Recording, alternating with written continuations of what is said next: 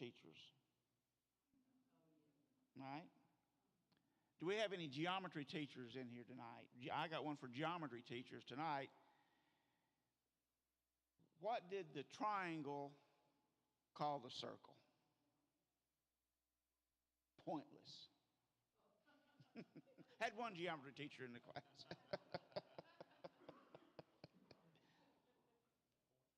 Yeah. Put the mic closer. Okay, I'll do better. I'll try to do better with that. I'm not too good at this.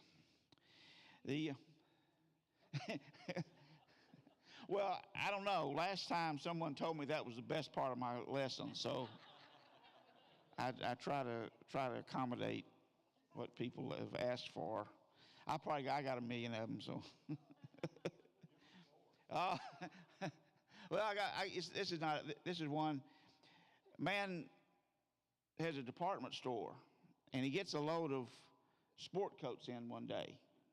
And among the sport coats he got was the ugliest sport coat he had ever seen in his life. And he couldn't sell it.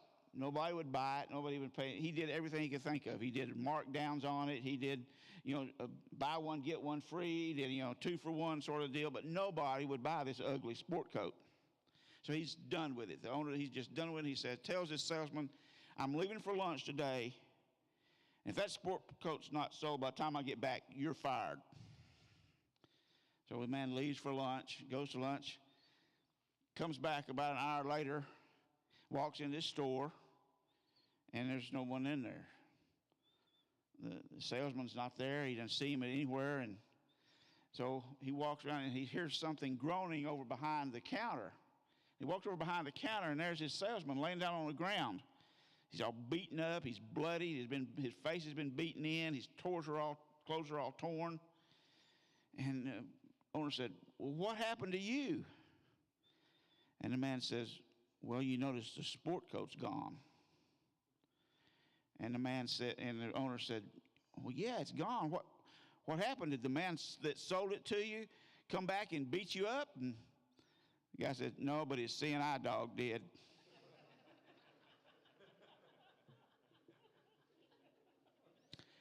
That's enough. That's all I got for tonight. That's the lesson.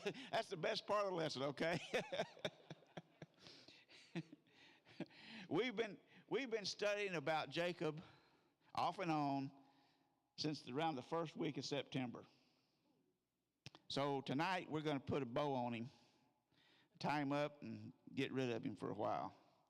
Next week, Chris will be starting a class in here about studying the Bible, and I'm sure we're all looking forward to that. But when I looked at the life of Joseph, I was trying to put it all together a little bit, and try to shrink it down into a few minutes. And I think there are about 14 different milestones, events, or portions of Jacob's life that would accurately, summarize what we're going to talk about tonight. But first of all, I'd like to ask all of you to kind of give me a little feedback. How would you describe Jacob? 1 word, 2 words. How would you describe him? We've been studying about him for 6 months. How would you describe Jacob? Pardon me? Trickster. A rascal. Deceitful. Anybody else? All of which I had. Schemer. A liar. Clearly a liar. He was a cheat and a thief, but he was shrewd. Shrewd guy. Yes, he was. He was chosen. But he played favorites. He was a swindler. But that's how, those are the things, the kind of things that come to my mind when you mention Jacob. Rarely do you hear the word Jacob described. Somebody described Jacob as godly. But we're kind of get into this a little bit tonight. So the first time that we see Jacob, we're introduced to Jacob in the book of Genesis. In fact, you think about it, Jacob's life and his story encompasses almost half the book of Genesis, excuse me. But the first time we see Jacob is he's swindling and cheating his older brother out of his birthright for a bowl of lentil soup.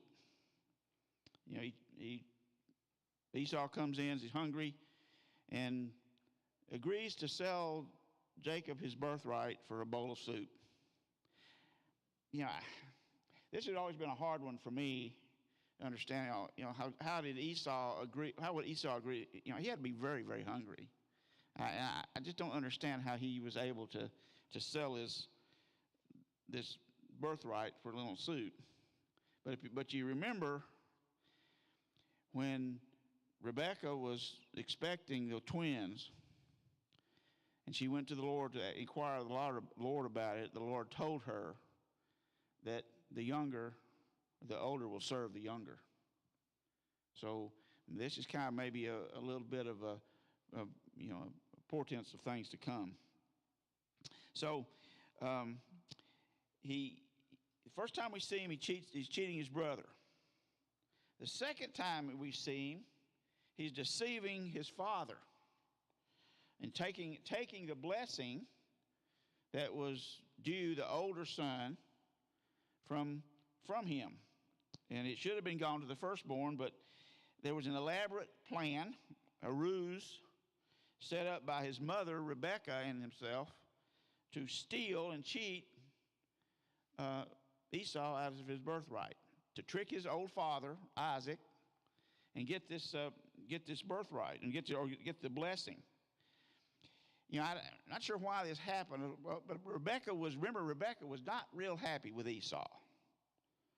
Esau had married a couple of Hittite women that did not please his mother at all. So Rebekah was not happy at all with Esau. So she figured out a way, I'm going to get him. I'm getting back at him. So not only was Esau Isaac's favorite, now Jacob becomes Rebekah's favorite. So we see this influx of familiar parental favoritism comes into the situation. So the ruse set up, they used Esau's clothes. They even covered his arms and neck with animal skins to make Isaac think that this was Esau, because Jacob and Esau were quite different, not only in appearance but mannerisms and everything. Isaac was suspicious, but Jacob was able to fool him. I'm not sure about how Isaac got so fooled. I think maybe God had his hand in that a little bit and tricking, in this whole tricking thing a little bit. I don't know. But it seems to me, I don't care how blind you are, how much your eyesights are, you'd think that he'd be able to tell the difference between a man's hairy arm and a goat skin. But maybe not. I don't know. But this is a case where Jacob tells an outright lie. He tells his father that he is Esau, and he receives the parental blessing that should have gone to the firstborn son. Parental favoritism at its best. And we're going to see this go on and on throughout Jacob's family and his life. So this brings us back to another part the next part of Jacob's life, where he gets sent back to the land of Canaan, the land of where his mother and father came from originally. He's fleeing the anger of his brother Esau, because his brother had threatened to kill him for cheating him. He not only cheated him once out of his birthright, but he cheated him again out of his blessing. Not so sure about Esau. But he's not happy with his brother and threatens to kill him. But he said, well, once my daddy dies, I'm going to kill him. So it gives time for Jacob to get out of there. And so his family agrees that we're going to send you away. We're going to send you back to the land where we came from. We're going to let you get away from Esau's anger, but we're going to let you seek a wife that would please us, not among these Hittite women. So he is starting to flee. So now we see once again where deceitful actions have consequences. He's cheated his brother. He's gotten himself into a lot of trouble. Now he's having to flee. He's having to run for his life away from his family. And so, we know that deceitful actions have consequences. So now he's running away from him, and on his way back to Padan Aram, he has a dream. And God appears to Jacob in a dream. The Stairway to Heaven. No, it's not a Led Zeppelin song. This is from the Bible. It's not Led Zeppelin. It's from the Bible. Stairway to Heaven. And it would appear that's the ladder to heaven, and angels are going up and down. But God appears to him there, and he reaffirms the promise that he had made to Abraham and Isaac, to his father and his grandfather. He reaffirms this promise that he's going to have a promised land. His descendants are going to be like the dust of the earth, and he will be blessed. So it's here that I believe this is the first time that we see any indication that Jacob has any kind of relationship with God at all. There's no indication that there was any relationship prior to this that I can see. This was the first time that anything is said about Jacob and God at all. Through all this other relationships with Isaac and Esau and Rebekah, it's, unless I've missed something, this is the first time that Jacob had any kind of relationship with God. But it is here where Jacob makes a vow and says that if God be with me, if God will take care of me, if God's going to take care of me, then the Lord will be my God. So he kind of makes a deal with God. Kind of under the surface here is kind of an indication that, well, maybe he thought maybe there might be other gods out there. But here, when God appears to him in this dream, he makes a vow that you're going to be my God. So he continues on his journey. He ends up in Padan Aram at the house of Laban, his uncle, his mother's brother, and falls in love with Rachel, his cousin. And so he falls in love with Rachel, the youngest daughter of Laban, and agrees to a period of servitude of 7 years in order to receive the hand of Rachel in marriage. So he serves his 7 years. He earns the right to have Rachel as his wife, but then the cheater gets cheated. Laban turns the tables on Jacob. And it's a little bit ironic that Laban then substitutes Leah for Rachel on their wedding night. And Jacob is cheated by the woman that he loved. When Jacob realized what's happened, he's not happy. And Laban, being the magnanimous father-in-law that he is, says, well, okay, yeah, I cheated you. I'll give you Rachel, but you got to work for me 7 more years. So he does. He gives Rachel to him as his wife, and Jacob ends up working for Laban for another 7 years. So, during this time that he's working for Laban, he starts to prosper. God has promised Jacob that he's going to prosper. He's going to do well. And so Jacob does start to prosper quite well. And so he makes a deal with Laban about the flocks. And he tells Laban, okay, here's the deal. I'll take all the speckled and spotted creatures, lambs and goats that you have. They will be mine. But all the solid colored animals will be yours. And so they agree. Okay, it sounds good, like a good plan. But once again, Laban cheats him. As soon as they make this deal, Laban gathers up all the male and female spotted and striped animals, and he takes them away. Gets them away off somewhere, gets all the males and the females, gets them away at 3 days journey away from where the rest of the flocks are. So there's no spotted or speckled animals to breed and have offspring. So Laban figures, I got him tricked now. But God once again intervenes. And while there is no evidence or anything like that the technique that Jacob used to create spotted and striped animals have any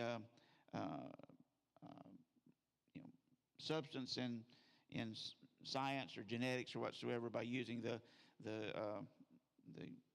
striped wood and stuff like that in front of the animals, he does start to see an influx of striped and spotted, speckled animals in his flock. And Jacob, being the shrewd businessman that he is, he makes sure that the strongest animals are the ones that are exposed to the at breeding time, so that his flocks will be the best and the strongest. And God intervenes here, and Jacob recognized that God intervened here. And because he tells Laban's sons, when they realize what's happening here, that all of the animals, the good animals are going to Jacob and the weaker animals are going to Laban, he tells his sons, well, God's done this for me. God's intervened. God has done this for me. So Jacob finally starting to recognize that God is playing in his life. And so Laban and his sons realize that they're being tricked and cheated, by this shrewd and conniving businessman in Jacob. So Jacob hears the word of the Lord again and says it's time to go. And he gathers up his family and all of the flocks and herds and things that he has accumulated over the years of working for Laban, and he takes off. He heads back to the land of Canaan, the land he came from, the land where Isaac and Rebekah are living. And he heads back that way, back to the land of his father. And so he gathers everything up and takes off without telling Laban, hey, I'm leaving, because he knows Laban thinks he's cheated him. And so he gathers these up, and during this departure, Rachel steals Laban's household idols.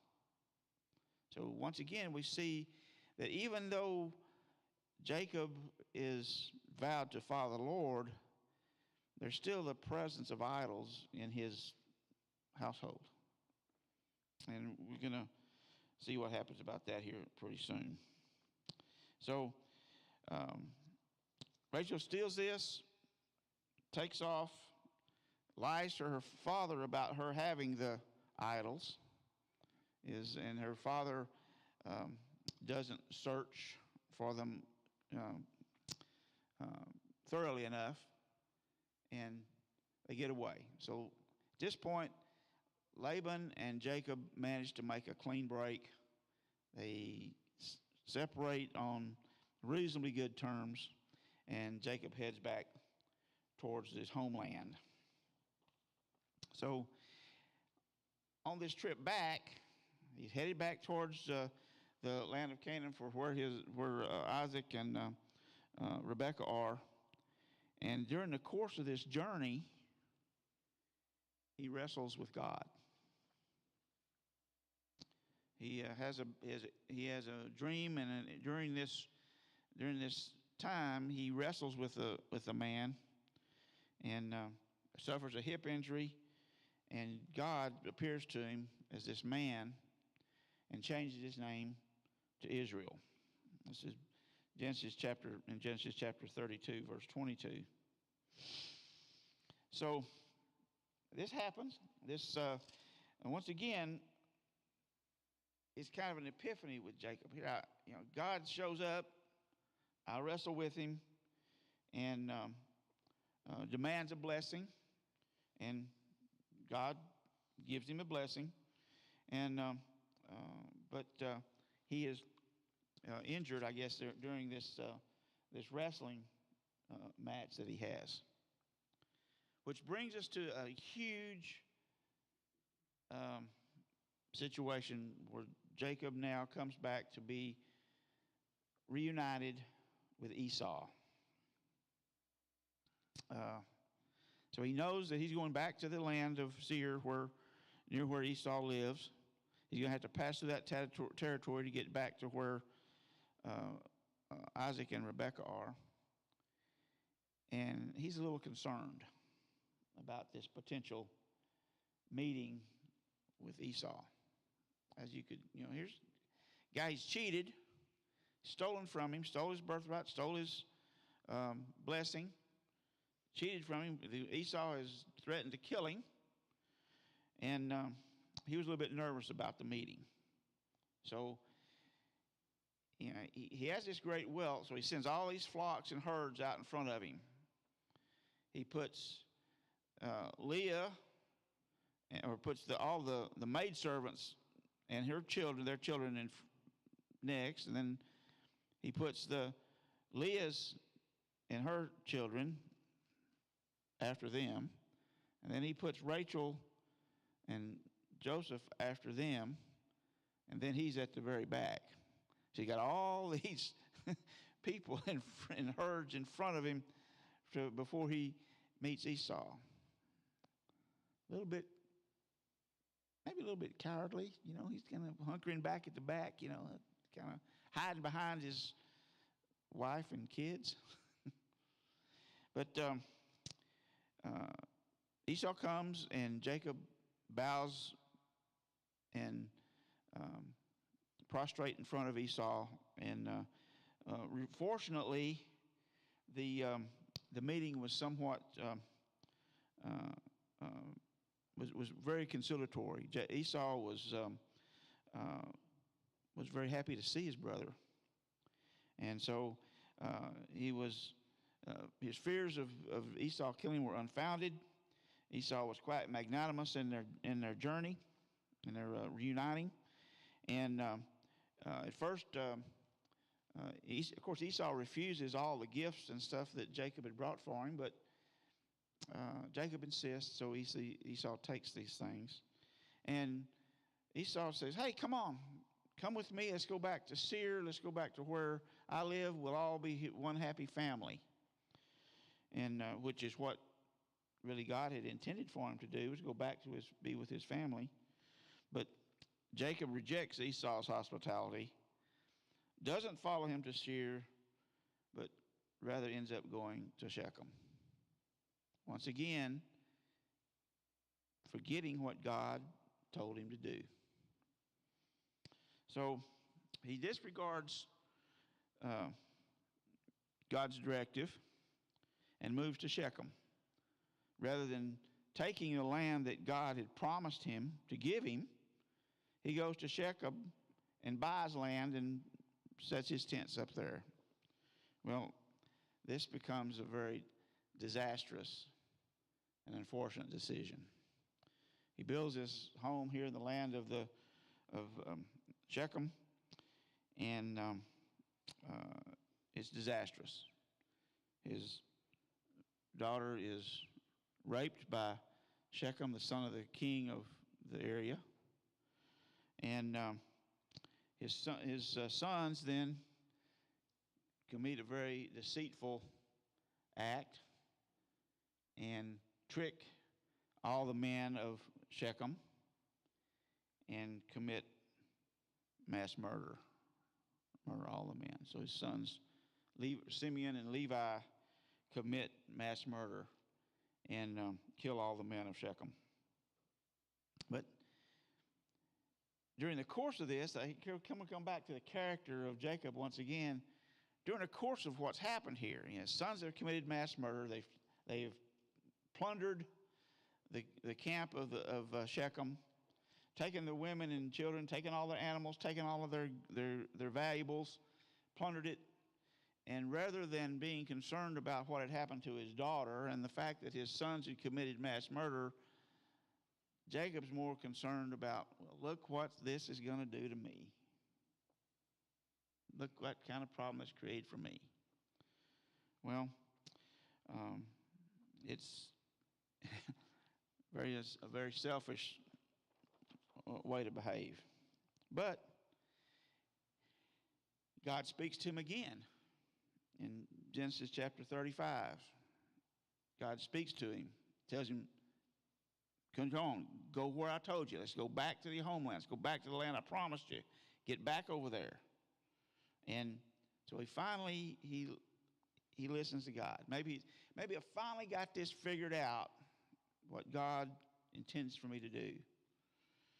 And move back to where he first began. So there is kind of what I think is a watershed moment here in chapter 35 when Jacob returns to Bethel. And he says to all of his household, get rid of the foreign gods, purify yourselves, and change your clothes. Then let's go up to Bethel, where I will build an altar to God who answered me in the days of my distress and who has been with me wherever I have gone. So they gave Jacob all the foreign gods they had and the rings in their ears, and Jacob buried them under the oak at Shechem, and they set out. So a watershed moment. Got rid of the foreign gods, put all that stuff behind him, going to move to follow God. So maybe he's finally figured it out. Maybe he's finally got on the ball here of what he's going to do. Really following God is what he needs to do. And he does this, he moves, he leaves, but doesn't stay there long. Doesn't take him long before he's off again, moving somewhere else. And once again, troubles befall him. Troubles continue to fall him. You look at the dysfunctional family that happened here. Isaac and Rebekah, dysfunctional family. 2 sons, Jacob and Esau, different as day and night. Esau marries the Hittite women and probably brings idolatry into the camp. Jacob steals and deceives his way out of the family, goes on and starts his own family in another land, and yet his family is plagued by some of the same dysfunctionality as his parents. Parental favoritism. Obviously, the children that were born to Leah were not his favorite. The children that were born to Rachel were. Rachel was his favorite wife. And if this is not an indication of issues with having more than one woman in the house, it should be. He's got big trouble with Rachel and Leah. They don't like each other. They're sisters anyway. They don't like each other on top because the one is able to give children, the other's not.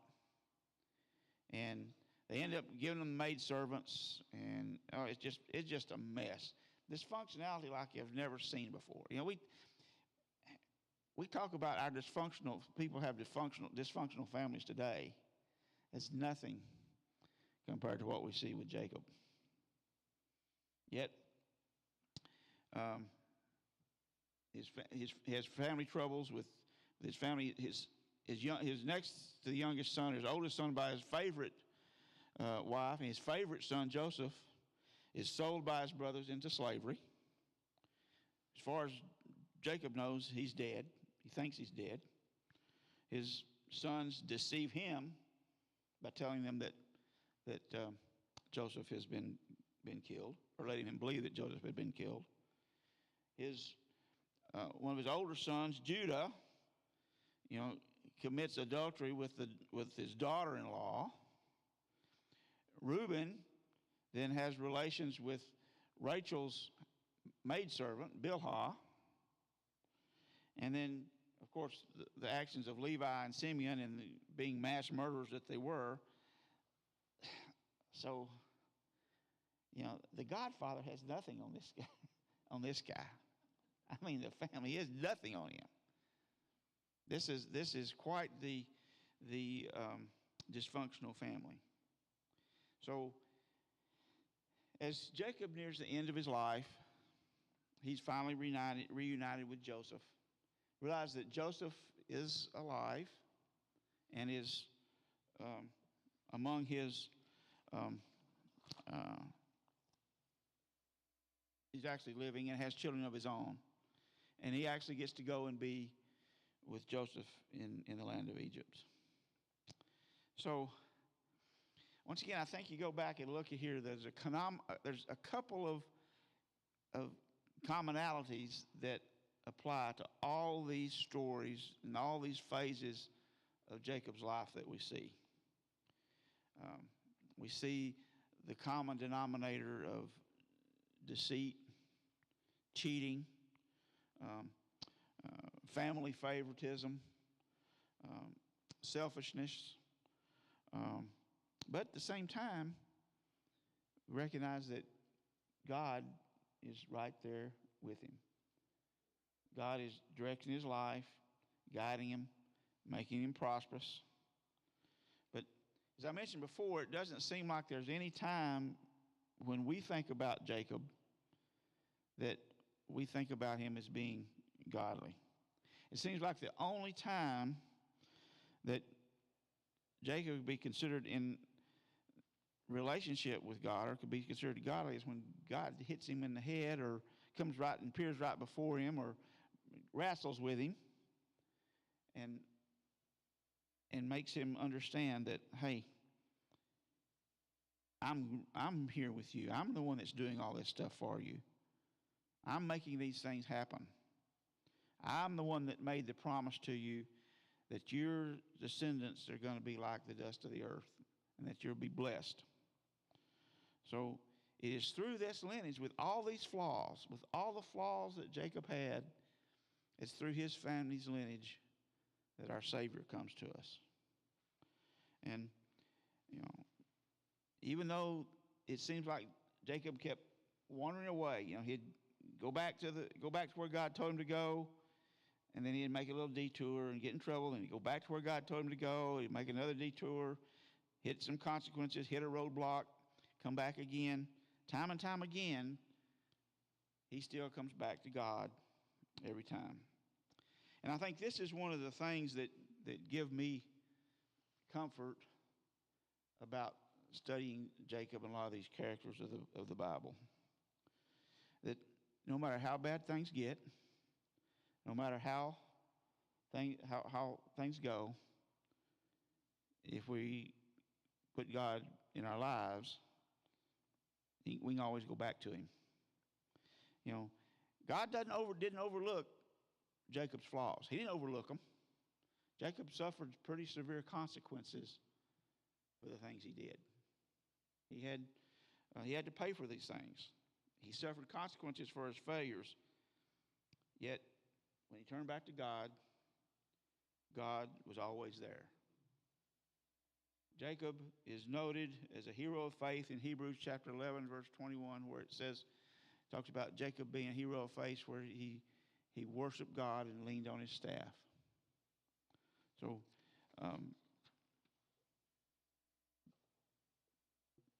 I think that I've tried to put kind of a bow the best I can on Jacob's life. The thing about Jacob that I look back on and think about is that, yes, he wasn't the best of men, but God promised him. God kept his promise, and God will keep his promise to us. I'm open to having questions, comments. I'd like to hear what you have to think about Jacob's life. I mean, we've all, most of you have been in this class for the last 6 months. Surely y'all got some comments about Jacob and his life that I've probably missed today. Anybody? Yeah, Steve? Well, one thing, Becca sent him away to, I guess, protect him from Esau's wrath, but also to find a wife.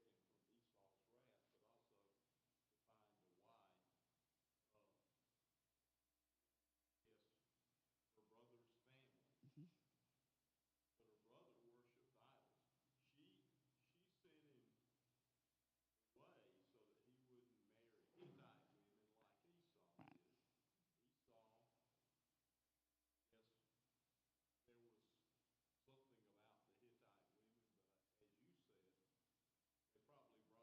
idolatry into the family. But Jacob went over there, married 2 daughters whose father worshipped idols, and Rachel was bringing one of the idols back. Yeah, Right? absolutely. In spite of all of that, Jacob found favor with God. Esau went, they had enough prosperity between him and Jacob that he went off to the hill country, established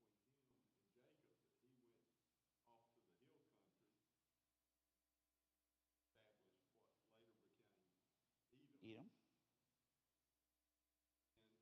And, you know, you just wonder how God weaves that story.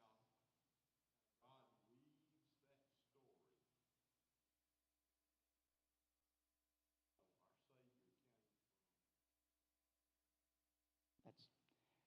That's the point of the whole story of Jacob to me, is all of that back and forth, that Jesus came from that lineage, and that was part of God's plan. And you know, somebody asked me a few weeks ago about about something, and my thought is that I really don't know the answer, but I just got to trust that God does. And I think that by today's standards, Jacob's not somebody we'd want to look up to by today's standards, no shape, form, or fashion. But maybe God has different eyes than we do. I don't know. He was pre the law of Moses. Yes, he was. So he didn't have the same, that they lived by the same standards.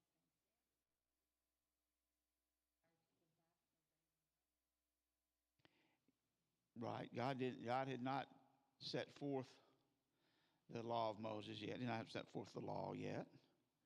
And but I think that God has a better picture of what's going on than we do. Sometimes we look at things and we put our standards and our judgment on things, and maybe God doesn't have that, especially back in Old Testament times, because God planned all this and it worked out. You have a comment, Ro? Well, Ron, just kind of to me, all this about Jacob is kind of a foreshadow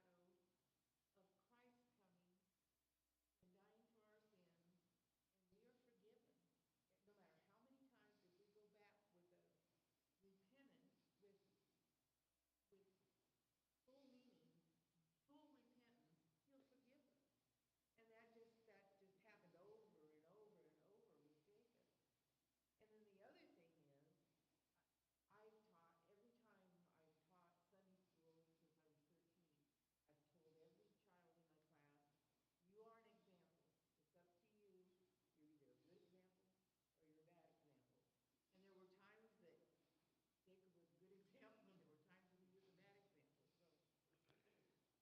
He was human.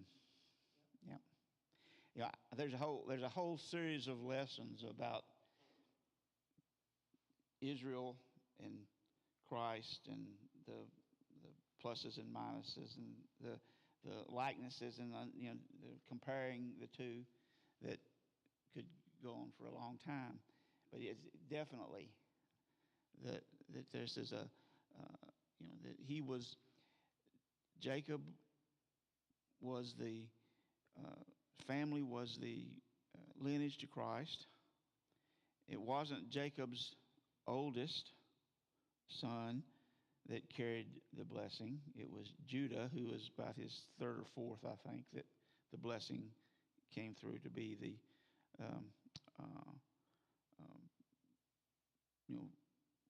forerunner of Christ.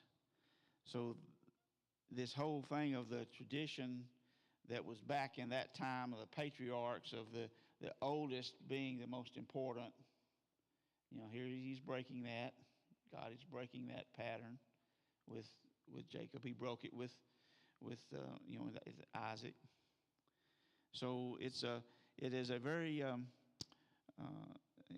would be a very interesting study, I think.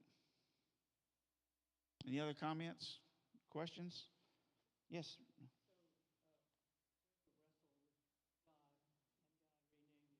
Mm-hmm.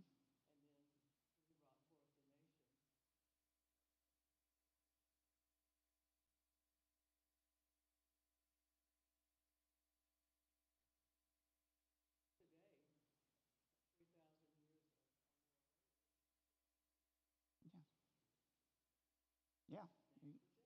Mm-hmm. Yeah. When the tribes were split after